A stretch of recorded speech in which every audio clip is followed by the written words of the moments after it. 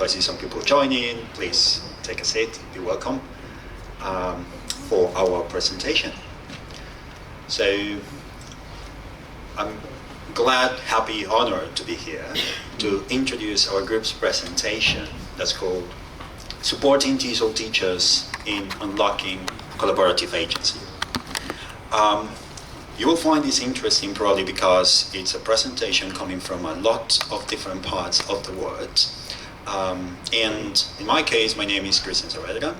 I'm a Colombian ELT teacher at university level, and together with my 9 colleagues, we have been given the Hornby Educational Trust Scholarship that gave us the opportunity to pursue master's studies at the University of Exeter for TESOL. It's been a very interesting experience so far, and it has also allowed us to engage in conversation about our differences, difficulties, and issues. But also in our context, all of us had to think for ourselves what were possible solutions or paths to follow. I want you to bear a question in mind. Have you ever been in a situation in which a complete new change come up? Maybe something that is beyond your control happened in the institution, but you were not specifically given instructions to know what to do or how to follow. I'm going to give you a very simple example of that. I know it feels like a long time ago, but COVID-19 took place, 6 years ago? And at that moment, we didn't know what to do. We were sent home, but we didn't stop teaching. In my case, at my university, we had this sort of emergency remote education coming up, and we didn't know what to do, but we had heard about certain online tools that could benefit the remote sessions. We started adapting. We just started teaching in those terms. And at some point when I got stuck, the only place where I found extra solutions, options to continue, were among other teachers, not really in the institution, well, let alone the nation. So why might we need to support this kind of agency, this kind of teacher emerging proposals?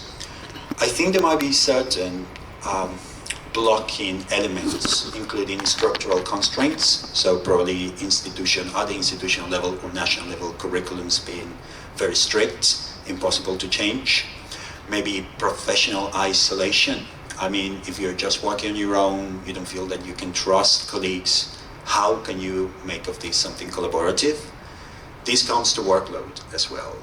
At some point, burnout is a common feeling. I think it's the 21st century illness for some of us, or perhaps even lack of interest. In one of today's examples, you will see that even in ideal scenarios, this agency, teacher agency, might not appear. In any case, we are here to advocate through different examples, real-life examples, what teacher agency looks like, how it can become collaborative, and why it is important to be sustained.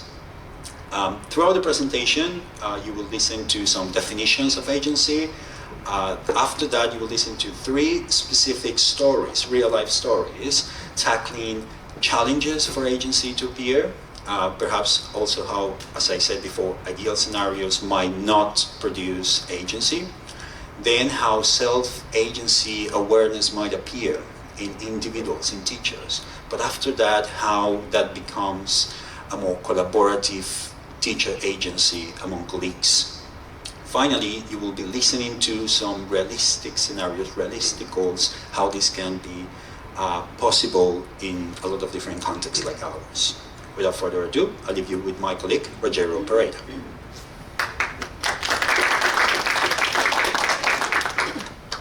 Thank you, Chris. Hello, everyone. My name is Rogério. I'm an English teacher from Brazil, and I work in public secondary education. In this part, I will further explore what we mean by collaborative teacher agency and discuss why it's important for us teachers to work together. But first, we need to understand what teacher agency is in the individual level. According to the OECD, it refers to the teacher's belief that their purposeful actions and decisions can positively influence their practice and students' learning experiences. As we can see, agency doesn't start in a policy or in a curriculum. It starts in the teacher's mind, in the belief that what I do as a teacher actually matters. And this is not just a feeling. It's a complex, internal, psychological process that drive the decisions I make and the actions I take. Your decision to come to this conference is an example of agency.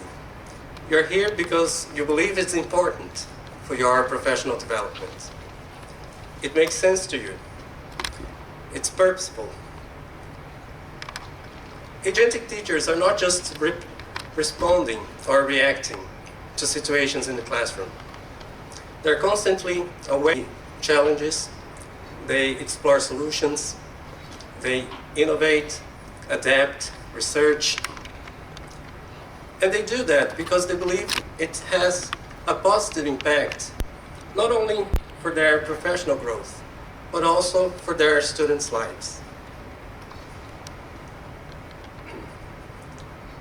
Their sense of purpose. So yeah, teacher agency can certainly improve your classroom. But at the same time, it also raises the question, how far can you go alone? How far can we sustain positive changes in our context? In my context, Brazilian public schools, I would say not very far.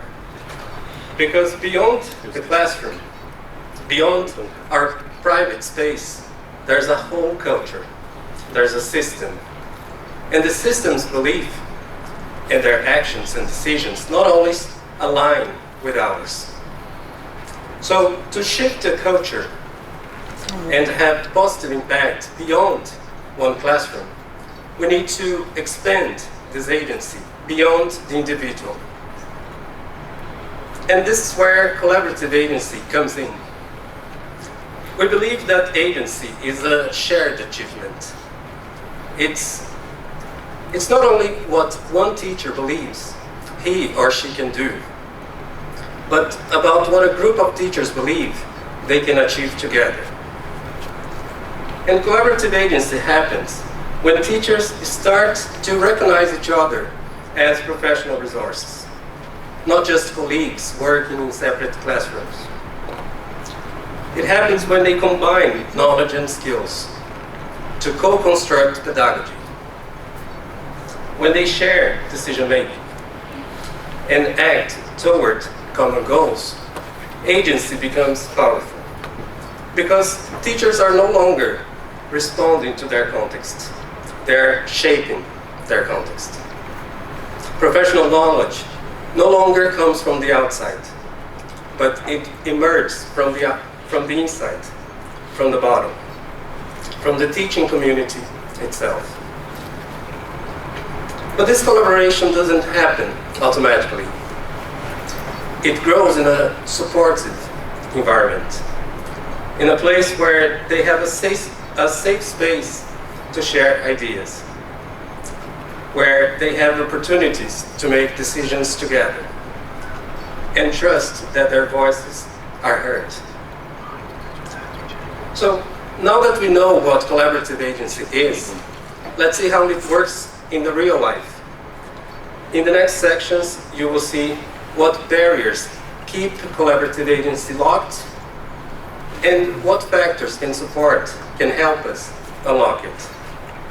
So I'll pass the floor now to my colleague Jana, and yeah, that's it. Thank you. Thank you.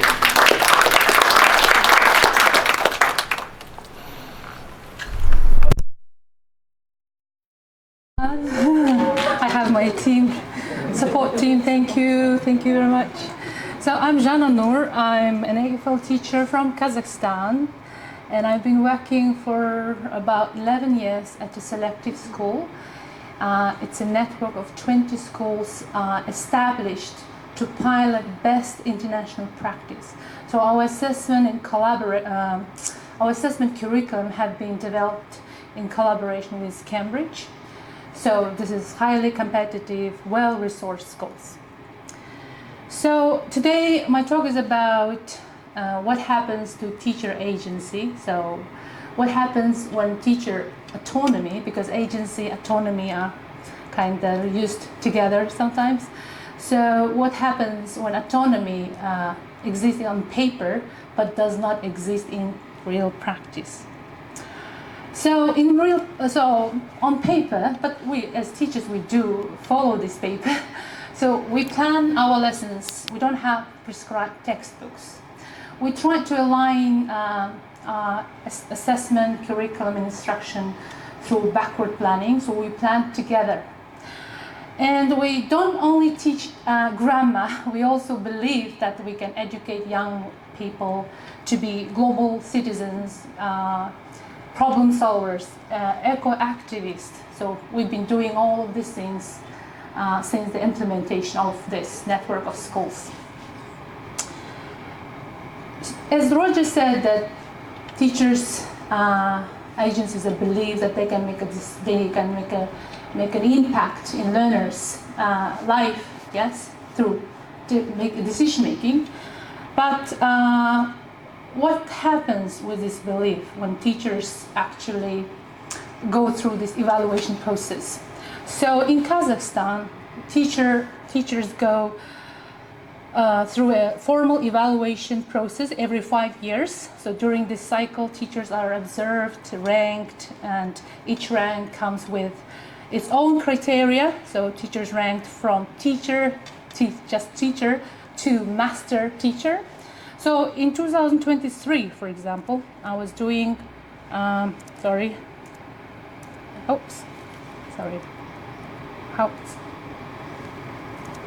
Can you help me? Slide does not move. No. Okay, so in 2023, I was doing going through this, my formal evaluation. So I was expected to develop research skills in English lesson with my students who were 8th grade students who were still not confident in English. It was really challenging to meet the evaluation expectation at the same time learners' real needs. I was also evaluated on my learners' achievement, like extracurricular activities. We call Olympiads, right? They were supposed to get trophies, first, second, third places. I didn't have many of these, but I had my students international recognition in ecological projects and essay competition on sustainable development goals, because this is what I believed. I wanted them to be eco-activists, act locally, think globally, for example, right? But they were not recognized. They were not recognized by the Minister of Education because they were not approved by the Minister of Education. Hopefully some people will, it resonates with some people, I can see. So here is the dilemma that we teachers face. Not between good and bad teaching, but between what counts, like accountability, and what our learners really need. What they need, what they like learning. And sometimes we try to, follow both paths, which is not easy. We sometimes feel overwhelmed, and naturally we try to move towards what is expected, not what our learners really need. But personally, I would answer this question, like, what path should I follow? I would answer this question through this story. Let me briefly tell me a story. So in 2018, we, with teachers again, decided to do competition. We asked learners to do a modern version of Beauty and Beast for English months. We could have chosen something simpler, but we said, let's do performance drama. I think learners are going to enjoy it. Yes, they enjoyed it. It was almost a month of preparation. They scripted, they write the script, they were rehearsing, they were so engaged, and we saw that even the shyest students were into that process. They were collaborating, and the performance day came, and everyone was going really well. But we didn't manage our time. Yes, we didn't expect that it will take longer. So almost at the final stage, the audience was pulled out for another event, like flash mob. We didn't know that there was another like flash mob. But the hall was empty at the end, almost this show. So we decided not to do any drama because there's a lot of drama of doing drama. So we decided, okay, next year let's do something very simple, quiz, vocabulary quiz, why not? But in that year, on Teachers' Day, I received a message from a student who was quite shy, not confident, and she wrote a message, long message. I just put some, things that she mentioned about this performance because she played the lead role in that performance. She was shy, but I kind of persuaded her to perform that role. And when she wrote this message, I was crying because I said, okay, that was not in vain, that was worse. So we teachers sometimes don't know that effect that we are causing, the impact we're having on our learners. We think that they're just academically, have to be academically successful, but we can actually change their personality, make them believe in themselves. That matters for me. So I'll try to follow that path. This is my personal belief, and I know that teachers, I understand those teachers who still want to think about their well-being and follow what we call it attestation, evaluation, appraisal wants us to follow. So I want to leave this challenge with Anna. She will try to come up with some possible causes why this happens. Thank you very much for your attention.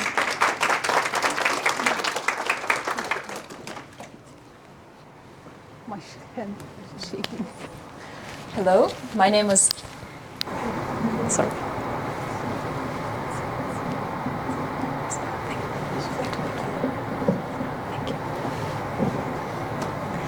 Hello, my name is Anna Kuznetsova. I am an IATEFL teacher from Ukraine at the university level. Thank you, Zhana. Your experience shows that teachers do want to collaborate, that do want to grow professionally and take initiatives. So, if there is motivation, what keeps collaborative teacher agency locked?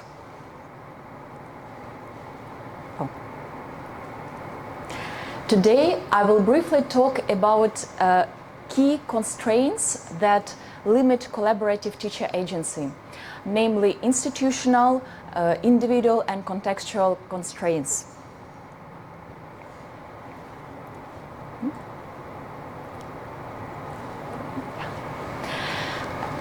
Let's start with the system teachers work in. TESOL is the world's greatest teaching and learning international survey of teachers and principals. Data from TESOL 2024 show that teachers with greater instructional autonomy, such as in designing lessons, selecting teaching methods, and adapting curriculum, report high adaptability, job satisfaction, and well-being. However, it's according to TESOL's education systems need to not only to think how much autonomy is given, but also how, when, and to whom it is given, taking into account teachers' needs and profiles. Teacher agency really thrives in supportive environment built on trust. According to TESOL, about half of teachers report excessive administrative workload. This is another challenge, really heavy workload. And this raises a question. So, if collaborative teacher agency requires time to reflect, to experiment, and to engage with others, and every minute is already scheduled, when do teachers actually have time for it? There are also challenges at the individual level.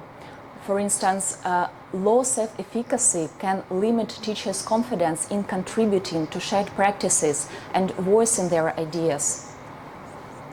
Alongside this, the way teachers view their professional identity can affect their practice. When teachers focus mainly on their own values and experiences, they can be less likely to engage in collaboration. Finally, there are contextual constraints. As many teachers have limited access to sustained professional development and constructed opportunities to collaborate, I'd like to share a real-life example. After the outbreak of war in Ukraine in 2022, many universities switched to online teaching. At the same time, the colleagues had to relocate to safer areas while continuing their work. And during that time, I joined a project on collaborative development run by the Professional Association of Ukrainian IATEFL Teachers. Those monthly meetings became even more than professional development. They provided emotional support, they built mutual trust, and created that sense of connection. Here's the feedback by some colleagues. Indeed, supportive environment where teachers grow professionally and where they can collaborate can really play a crucial role in restoring and strengthening collaborative teacher agency. To conclude, limitations to collaborative teacher agency are not mainly about individual capacity, but about agentic spaces where teachers can grow professionally and develop. So agentic spaces, that is, conditions and opportunities that enable teachers to act. And even within constraints, teacher agency can flourish. Now we are going to hear such a story from my colleague Paul. Thank you.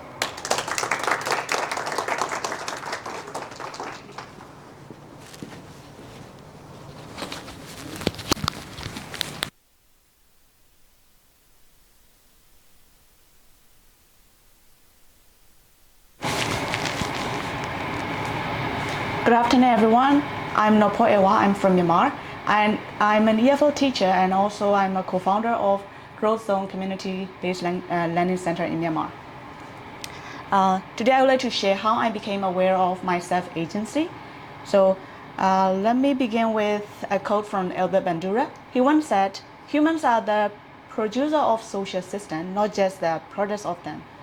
But based on my experience as a teacher, especially in the earlier part of my career, I felt like I was more shaped by the system rather than being able to shape on my own. So today I want to share how I moved from being a pawn on the chessboard to someone who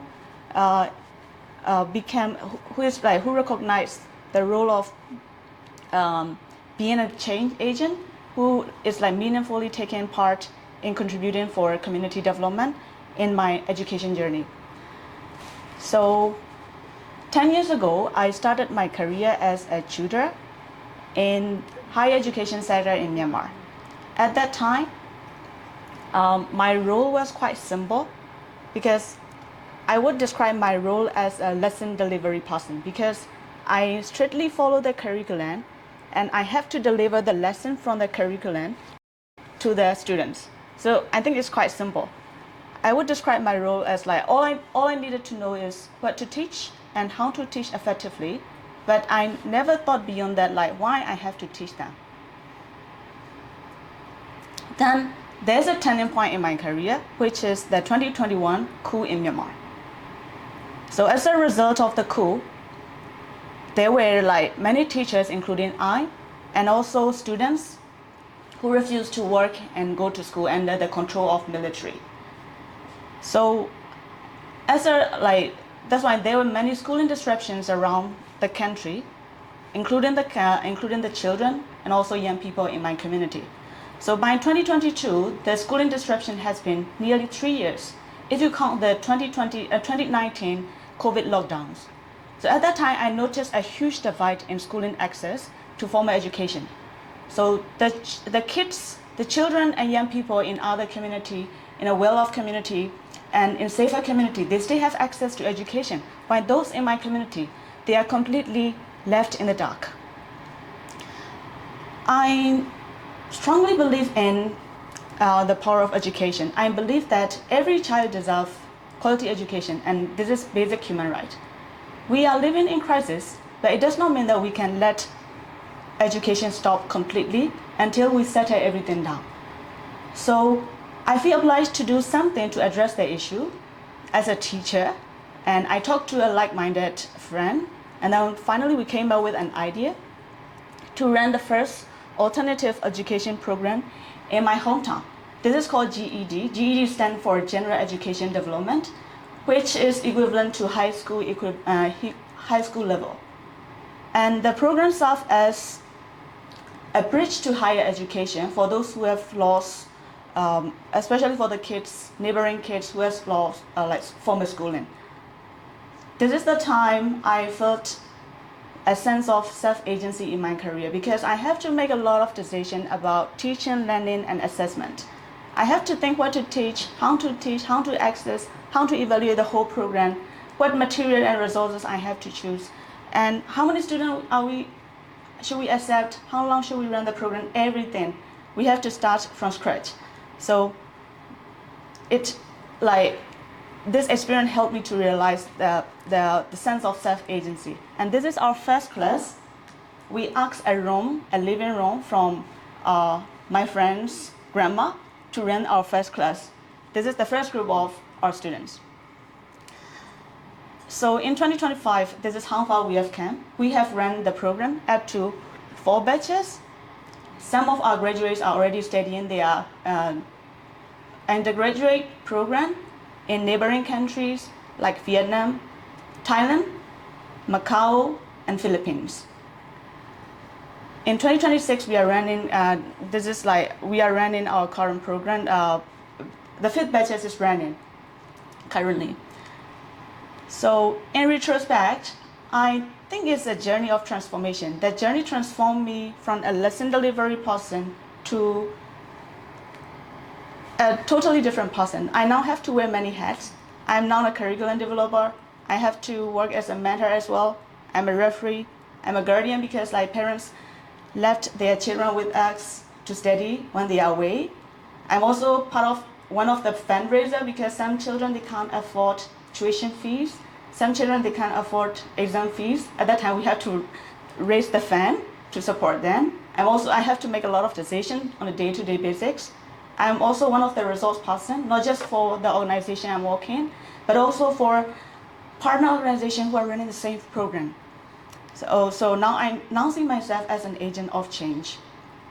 So from my story, I realized that it takes agency to start the action, but it takes more than that to sustain the program. It takes me trust, collaboration, and support of my fellow teachers, students, and their parents, and also a lot of support from other stakeholders like village heads, ethnic leaders, because we are working with different ethnic groups, and also different people from different religions. That's why we work with pastors, monks, whoever who can support us. So their support and trust and collaboration means a lot to us, especially for the sustainability of our program.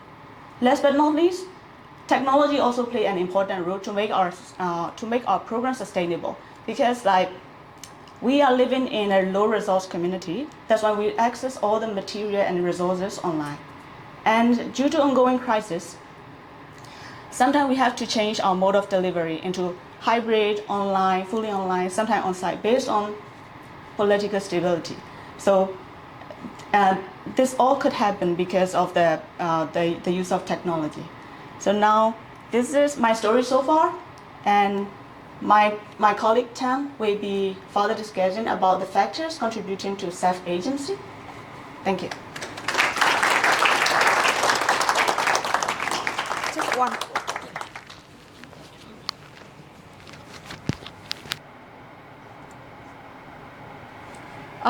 Hello everyone. My name is Tam. I'm a I'm an English teacher, so I'm come from Vietnam. I also co-founded a community of EOT practice for teachers in Vietnam. So hearing inspiring story from Paul, I was so resolute and surprised by how strongly it resonates with my own experience. So today I would like to highlight 4 main factors that fuel teacher self-agency. So I will base on Paul's story, but I also briefly connect with my own experience to further illustrate these factors. So first, let's talk about the internal factor. So in Paul's story, we can see that the knowledge and the training that she gained from the diplomas in applied linguistics that helped her to move beyond simply delivering lessons to someone who designed an alternative programs for her local students. And this really resonated with me when after I finished the CELTA teacher training course. I feel more confidence to share with other teachers about my teaching practice of developing engaging materials for low resource context. So this suggests that a good foundation in knowledge is often a starting point for self-agency to take place. And beyond that, the deep commitment and belief to serve our community is a very powerful driver for self-agency. So Paul believes that if she can help every child deserve a good education that cannot be interrupted, and that helps her, push her to take the first action. And this also, in my belief, I was motivated by the thought that if I can help one teacher to teach better, so that teacher will help many of his or her students. So I call that the double impact. And I would say that the deep commitment to serve our community that push us to take action while others chose not to do that. And beyond that, to the external factors. So in Paul's story, we can see that the constraint is actually the catalyst for self-agency to grow. And the military coup was the turning point in her career.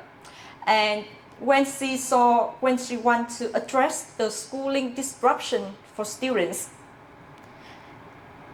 And in my case, during the COVID-19, so I saw many teachers, including myself, were struggling to find a safe professional environment to share our teaching difficulties, to discuss that. So this led me to found an online community for teachers, and this is our first meeting online back in 2021, the end of 2021. And finally, we can see that in Paul's story, the self-agency is not a solo effort. It requires a support system. And she got a lot of support from her colleagues, her parents, the students' parents, the villagers, the monks, with the logistics and cost implementation. And technology is also very important to help her to access to free materials for low resource context. And for me, I also got a lot of support from my online colleague who share the same vision and passion with me. And in our community, that when teachers share and reflect, it encourages other teachers to do the same. And the last photo is the webinars last week that it was shared by teachers in my community. After 2 years, she learned from others, so she like want to share something, to cascading what she had learned to the wider community.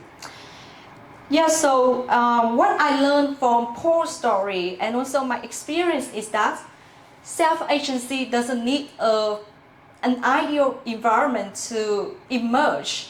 It thrives when pedagogical knowledge, the deep commitment and belief to serve the community, and the constraints. And I believe that everyone, like teachers like us, all have some constraints in our teaching context, right? And the last is the support system. If we cannot have the support system from our colleagues, from the institution, from technology, from the government, so that's all of this can have self-agency to thrive. And when one teacher acts, it's rarely stop there. It will create a ripple effect that impact across the wider community. And thank you so much for listening. Next part, my colleague Imad will tell another stories from Gaza about collaborative agency. Thank you.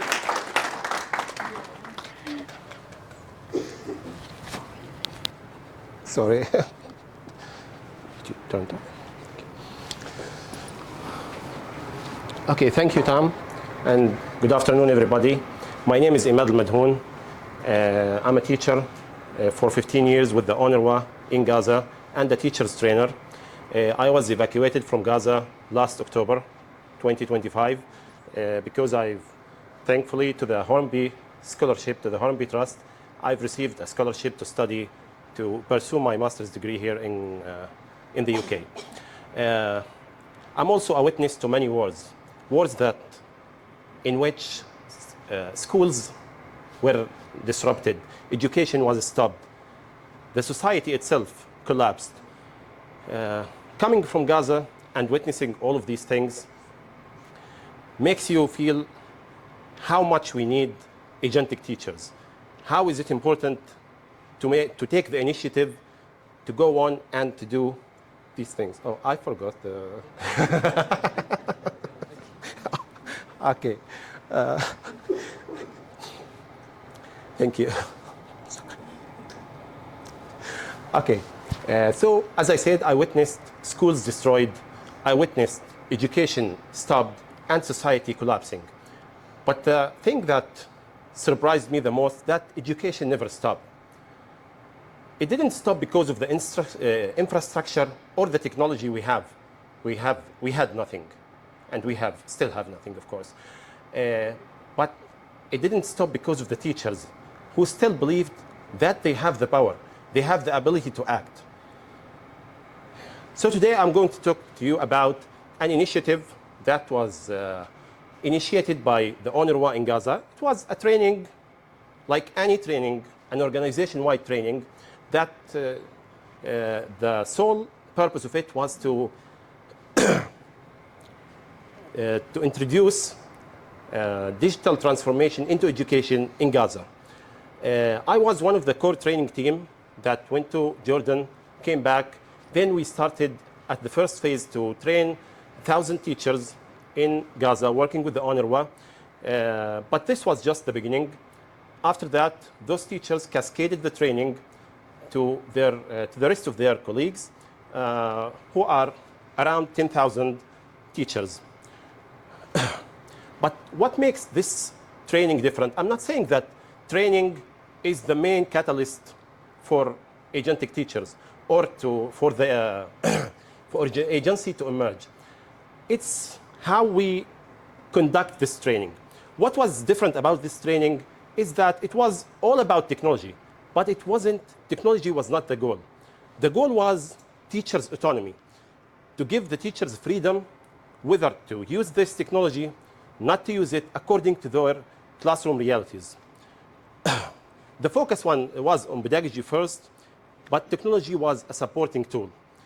Teachers started, we focused on to make teachers to start thinking about themselves not as instructions implementers or instructions followers, people who follow instructions, but people and professionals who make their own decisions. As any training, teachers, of course, were supposed and were required to attend the training, but teachers' autonomy was at the heart of this training.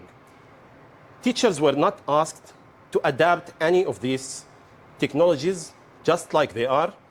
They were, to adopt these technologies, they were asked to adapt the technologies to their own classroom realities.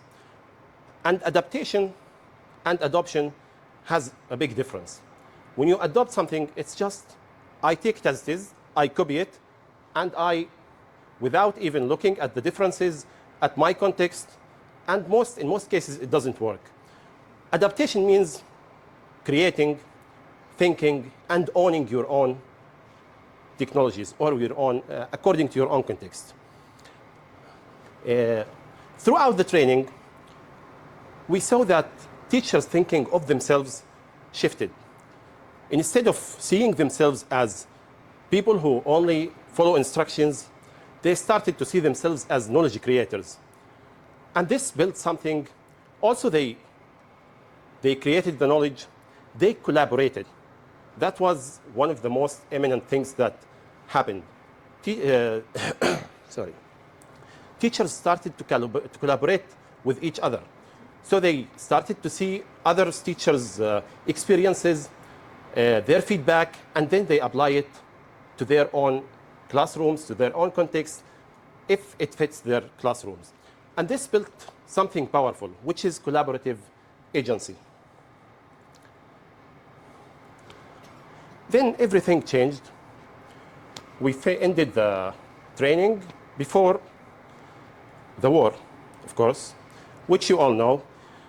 In this war, everything was destroyed. By the way, this is where my home used to be. So, when the war started, schools closed completely. 80% of the schools were destroyed, and the rest were turned into shelters. People who lost their homes went to these shelters or to these schools to make them as their own homes.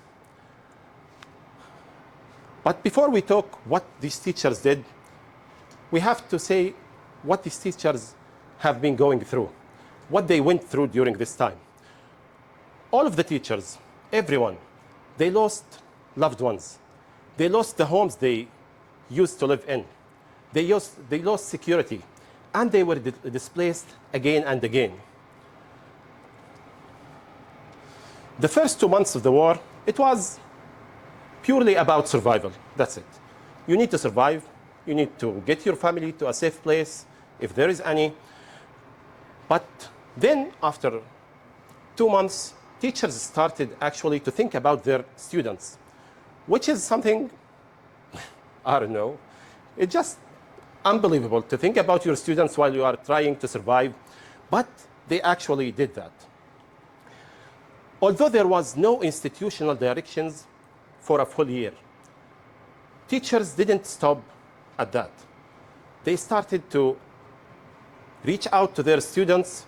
They started to set up groups, WhatsApp groups, in order to communicate with their students and go on with the teaching, resume the education process. But the thing that everything that happened during this time happened solely by the teachers themselves. As I said, there was no instructions by the institution for a whole year. A full year without any instructions, but all of these teachers just started doing things on their own. And this is, I think, what we can call agency.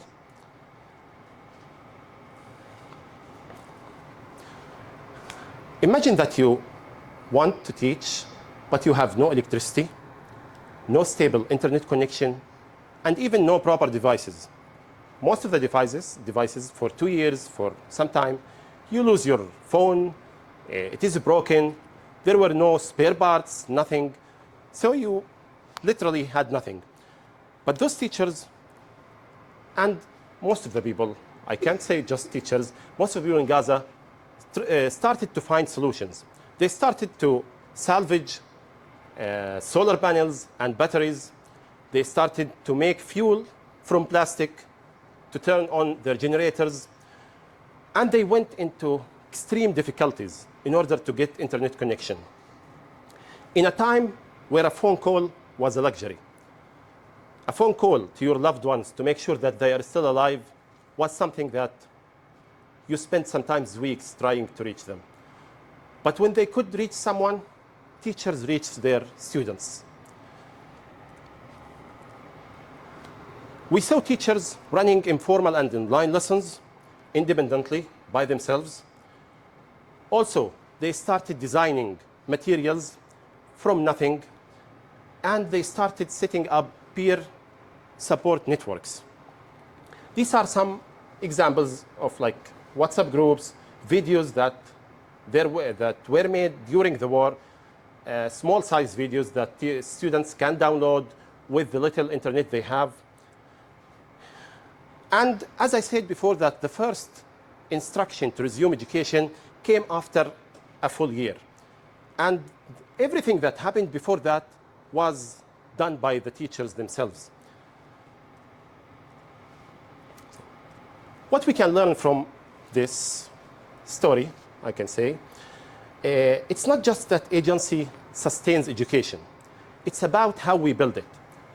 We know that most teachers we can make them agentic teachers, but we need a way to do this. Like when I talked about the training, how teachers were trained, how were they given autonomy and freedom to create, to adapt, to change things. The way we design and implement training is what nurtures agency. When teachers are given full freedom to adapt, to decide, and to create, they will carry that autonomy they learned during the training into their classrooms. And when the system collapses, they will carry this autonomy and their agency into streets, into tents, into any place that they still have. Training alone does not sustain education, but a training that builds agency does. And I leave the stage for my colleague Farida to talk to you about what sustains and supports agency over time. Thank you.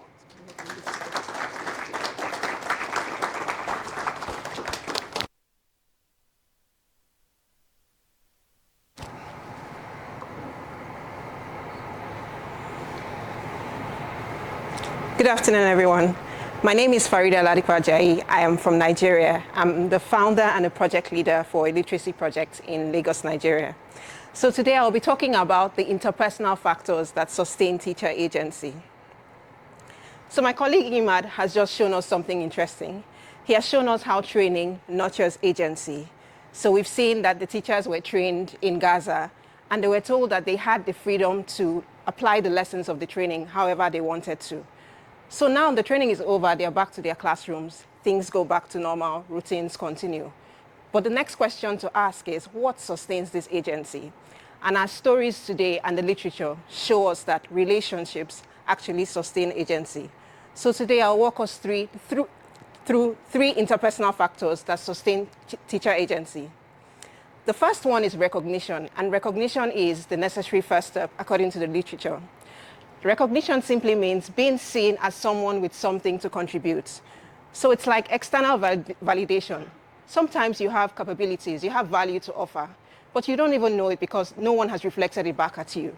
So when someone reflects it back at you, it begins to make sense, and you begin to see yourself as someone who has something to contribute.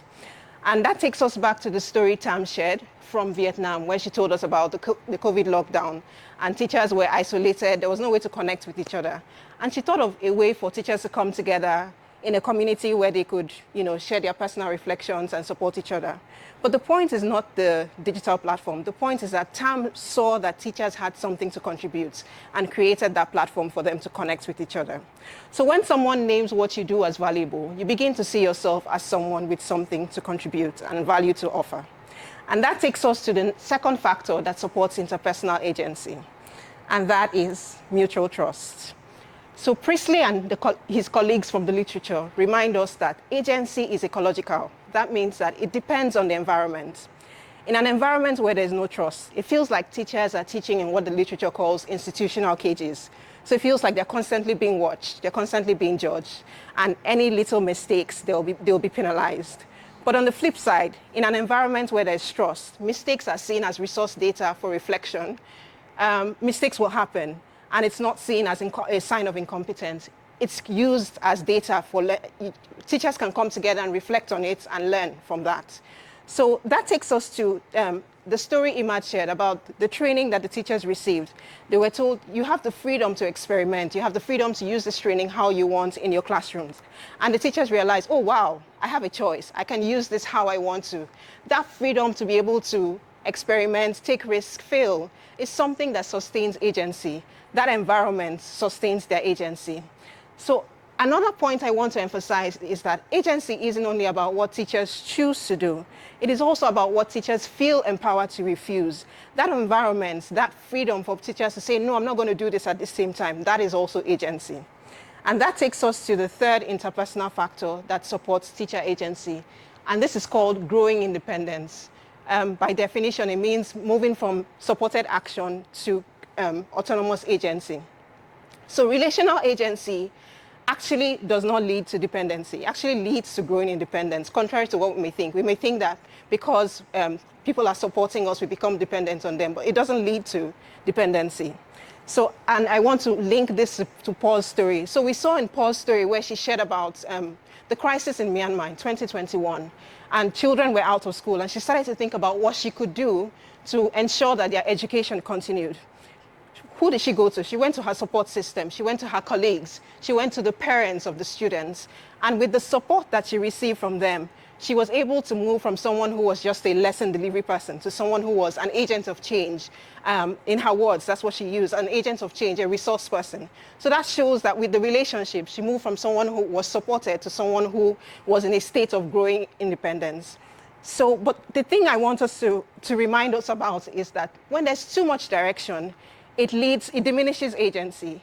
When there's too little direction, it causes uncertainty. So the balance is in finding, the balance is in not too much direction, not too little direction. There has to be a balance in the direction that teachers receive. So across our stories today, we've seen how relationships matter in sustaining agency. We've seen the story Tam shared about creating spaces for teachers to connect. We've heard about the story from Gaza, where Imad, teachers were trained to use digital tools and they were told that they were free to experiment. We've also heard the story from Paul, where she said she had a support network that helped her move from a lesson delivery person to an agent of change. So that tells us that relationships help people see their own capacity, feel safe enough to exercise it, and also gradually own it as their own. So the next question I want us to explore is how much external support is enough? My colleague Madani will explore what is realistic in our context.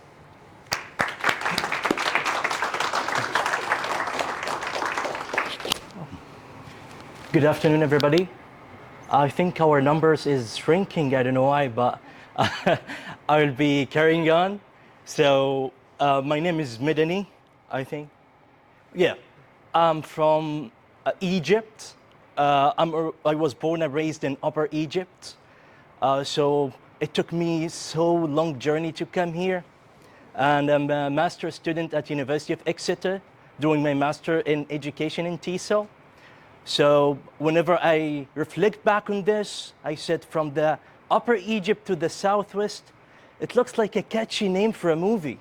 So I've been teaching English for the past 6 years in Upper Egypt and Cairo, including 1 year as an HOD, Head of English Department.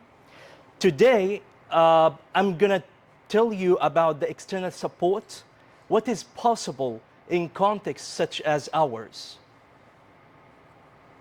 So basically, I would like to reiterate that agency refers to the educators' active engagement in shaping their professional practices, decision-making, and working conditions.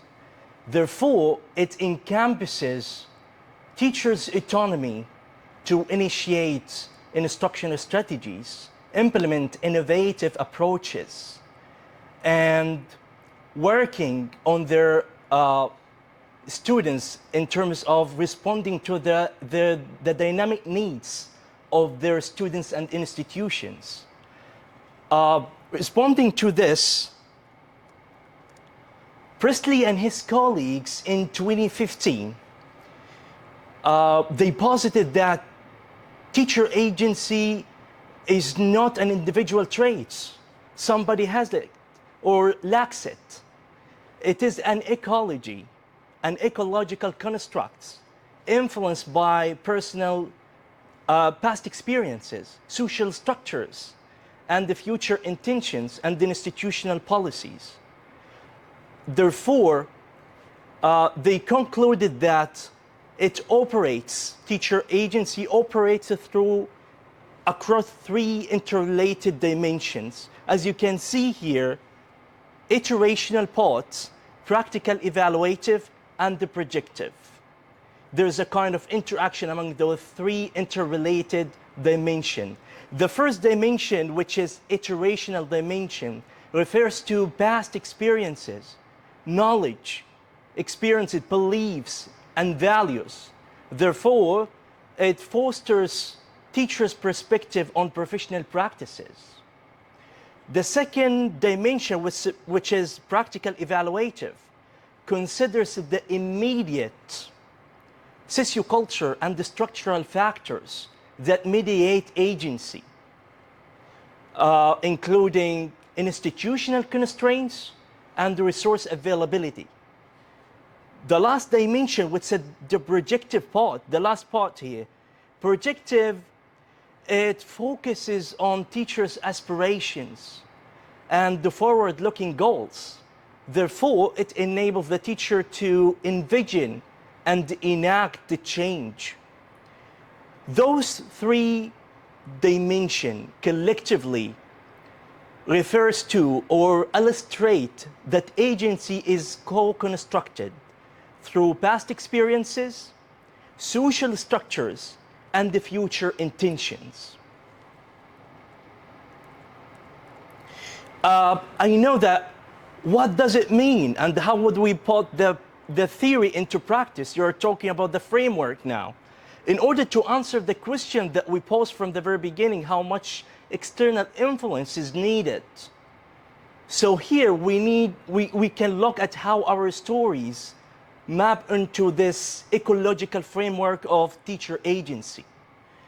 We can see from the first one, in iterational, which constitutes the past. Look at the Anna's story here, when individual constraints lead to self or low self-efficacy. So what do we need to do here? To support must first validate that history before change is possible. The second part of the ecological framework, which is practical evaluative, which constitutes or represent the present. Look at the story from Imad. He has put it very beautifully that we do not need to change the structural, the contextual, the material. We need just to alter the ecosystem, to think about the teachers, to foster some kind of collaboration in order to awake the collaborative agency. For the projective part, which represents the future, we can look at the post stories when she became aware of her own agency as a resource.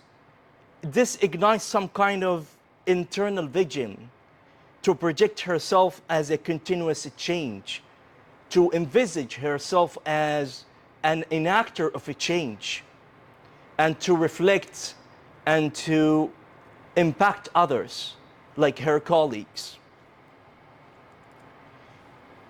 So the goal here, in order to foster external support, we need to foster some kind of growing independence, as Farida mentioned, rather than creating dependency. So here we need to respect the past. teachers are functioning within their beliefs and assumption. So we need to respect this and validate their past experiences, their prior education, their values, their beliefs. We need to validate this first, to acknowledge them. We need them to shift to the present. It's not going to be shifted dramatically. We need just to alter the ecosystem. Therefore, to create safety relationship, not a pressure. And for the nurture the future part, we need to awake sustainable, self-directed agency to foster this kind of independence. So for those who need to know what kind of external support do we need to foster agency in our teachers, they need to work on those three, to balance all three dimensions: respecting the past, shifting the present, and nurture the future. I will be concluding by a call of action for those who are in a position of power, stakeholders, directors, principals, senior teachers, HODs, coordinators. Please, teachers are not merely implementers of policies and methods. However, they are active agents whose beliefs, identities, and the contextual realities influence and are influenced by their pedagogical decisions. For what does that mean, and how could it be implemented for the broader community of TESOL? I will be handing over to my colleague Posheline to talk about the conclusion part of our presentation. Thank you for your listening. Good afternoon to everybody. My colleagues have said everything. What else should I say? I'm Posheline. I'm from Cameroon. I'm the Camelta Littoral President, and I've been teaching English language now for the past 12 years. So, my colleagues have said everything, and these are some of the reminders from the stories that we have heard. Agency is complex, we must agree. It is contextual and it is relational. So, we have to make sure that we should make sure that it does not develop through policy statements alone. Rather, we should ensure that agency grows where teachers have the space to act. Now, from all the stories that we have heard, we will see that someone needs to take an action. We cannot sit as teachers and begin to complain. We cannot do this, we cannot do this, the resources are not available. And if I take Cameroon as a context, during the outbreak of Corona, teachers were told by the Ministry of Secondary Education to go digital. This is something that is not common in our context. But what did we do? We didn't just sit and fold our arms. Some of us decided to start learning how to use this technology in the classroom. And we decided to start teaching our colleagues how to do it. And I was part of them. And because of that, the inspectors will carry us and will teach teachers. And what motivated me and encouraged me was the fact that one night I received a call from one of the inspectors to say I was nominated as to become a pedagogic inspector. This is something that made me to understand that the little things that we do as teachers, it goes a long way. You might just be doing and thinking that you're doing for yourself or you're doing for your colleagues, but there are people who are looking up to you, people who see you as their role model. So agency should grow where there is trust and there is collaboration, where institutional cultures allow professional judgment to be exercised. Now, agency has moved from the stories we have heard. Agency has moved from individual level and it has gone beyond. We'll see that through teachers' beliefs, we see it through resilience, because agency comes with a lot of challenges. But because the teachers are resilient, they don't give up. You are a teacher, you don't give up. And through their willingness, you're willing to act, you're willing to do the thing.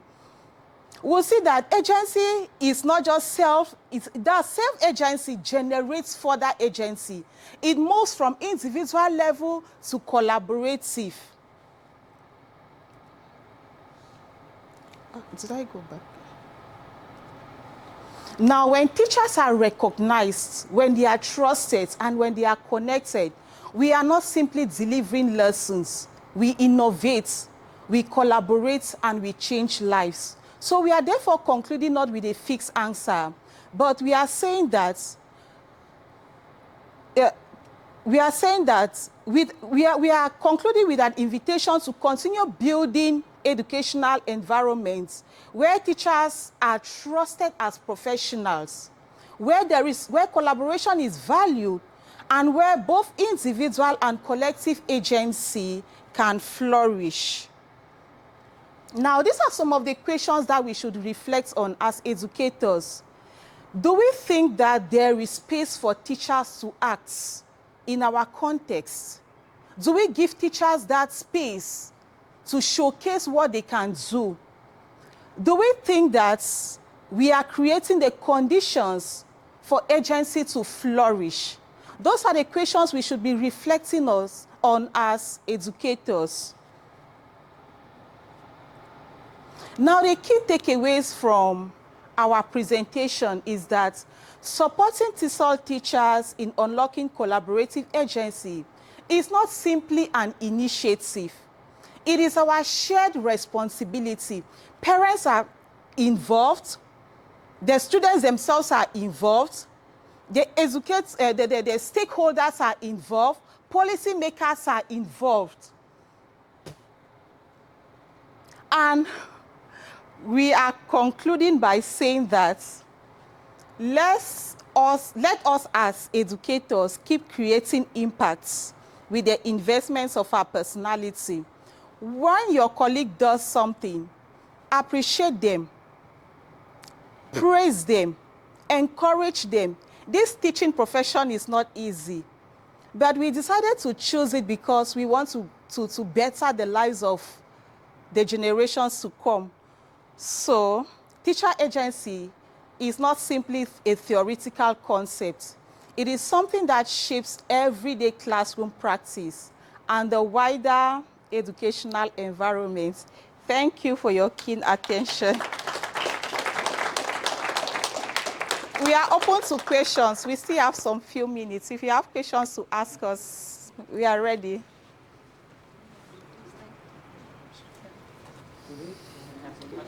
Yeah.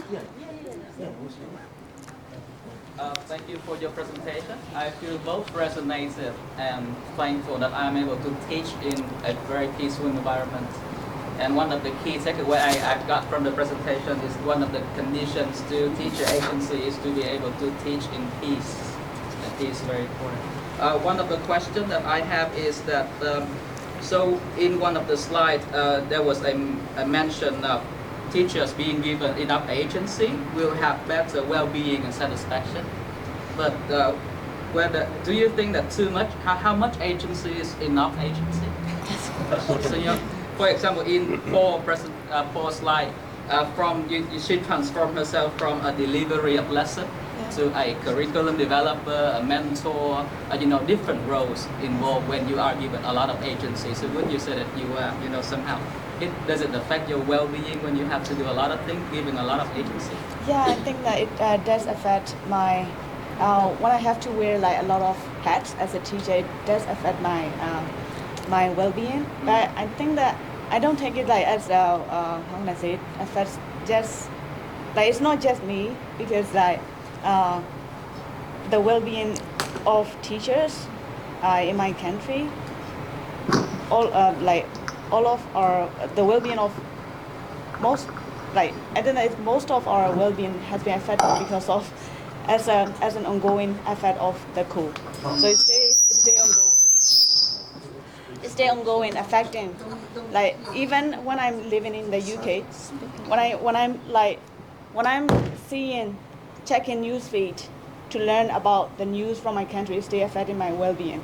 So I don't try to repress it, but like I'm trying to connect it, and like the cool has like one lesson that I learned from this experience is that in my early part of my career, I'm trying to be independent, and then independence is good, but one thing I learned from them is like interdependence is better to make it sustainable, and then to go through, and then to better support my well-being.